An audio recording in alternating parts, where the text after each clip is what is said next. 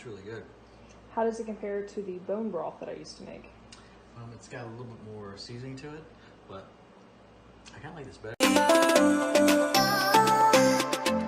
Hello friends, welcome back to the channel. My name is Misty Nicole with LadyPrefersToSave.com, and today I wanted to share with you one of my favorite ways to get over illness and build my immune system naturally, and that is by making vegan bone broth, which is actually just a super rich, very slow cooked Instapot blend that you can make at home affordably with scraps that you may already have from cooking other recipes and projects. I love to keep this on hand, frozen at home, and a lot of times this will be my lunch, and it helps keep me super healthy, especially for cold and flu season. Now to get started, I'm going to use an entire sleeve of celery, 1 pound of mushrooms, 2 cups of carrots.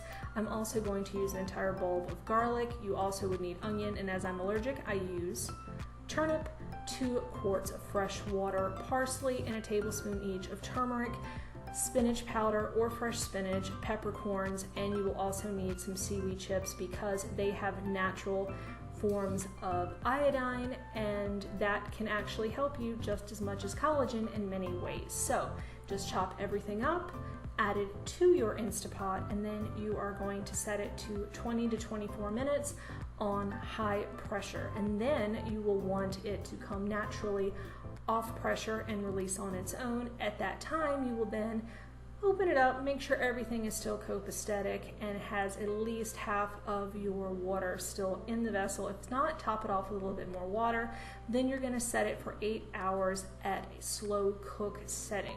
Once that is done, friends, you are going to have the richest, most delicious broth you have ever had. I love to keep it in mason jars in the freezer. I also will a lot of times have it for lunch again in a 1.5 cup setting. Super delicious, great to have on hand for cold and flu season. And the best part, you can take your emulsion blender, blend everything up, and have it as a chunkier soup or strain it out just for broth, your personal preference. It's a family favorite and something that I feed to my daughter and husband and myself. And here's Daniel's opinion of this mash.